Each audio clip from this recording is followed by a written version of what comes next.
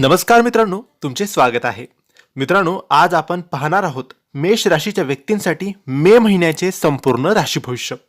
मित्रांनो, तुम्हाला तुमच्या पत्रिकेबद्दल, जीवनाबद्दल काही प्रश्न असतील, काही अडचणींचा सामना तुम्ही करत असाल, कर्ज झालेलं असेल, व्यापार चालू, नोकरीत प्रगती नसेल, काय करावे हे कळत नसेल, लग्न जमत नसेल, संतान प्राप्ती होत नसेल किंवा अन्य तुमच्या काही समस्या असतील, कोणतेही तुमचे प्रश्न असेल, तुम्हाला योग्य मार्गदर्शन हवं असेल, तुम्हाला तुमची पत्रिकेतील दोष जाणून घ्यायचे असतील किंवा पत्रिकेत काय सुरू आहे ते जाणून घ्यायचे असेल, त्यावर योग्य उपाय, योग्य सेवा तुम्हाला जर करायची असेल तर दिलेल्या व्हॉट्सॲप नंबरवर तुम्ही आम्हाला मेसेज करावा.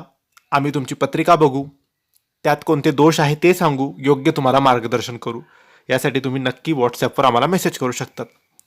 मित्रांनो, मे महिना मेष राशीसाठी कसा असेल, कोणत्या चांगल्या कोणत्या वाईट घटना घडू शकतात आणि सर्वात महत्त्वाचं तुम्ही काय करायला हवं आणि काय टाळायला हवं याबद्दल सविस्तर माहिती.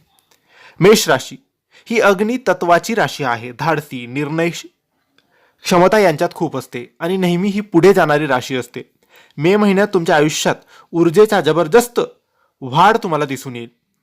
तुम्ही जे ठरवाल ते पूर्ण करण्याची ताकद तुमच्यात असेल, पण हीच ऊर्जा कधी कधी राग, उतावळेपणा आणि चुकीचे निर्णय घेण्याकडेही जाऊ शकते.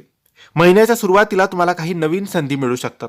नोकरीत बदल होतील, नवीन कामाची सुरुवात होईल किंवा एखादी चांगली बातमी तुम्हाला मिळू शकते.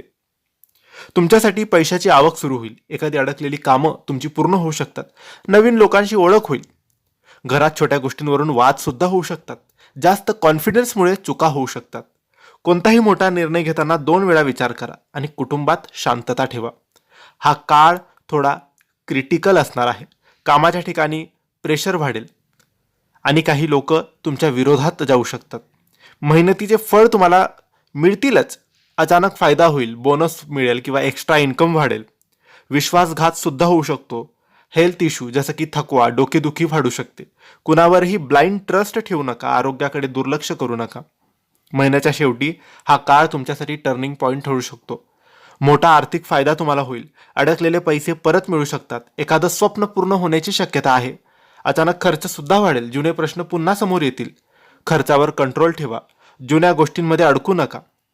मित्रांनो, या महिन्यात प्रेमसंबंधात अप्स अँड डाऊन्स राहतीलच. काही लोकांसाठी नवीन प्रेमाची सुरुवात होईल, पण गैरसमजामुळे भांडण होऊ शकतात. पार्टनरशी क्लिअर कम्युनिकेशन ठेवा. इगो बाजूला ठेवा. आरोग्याच्या बाबतीत हा महिना मध्यम आहे.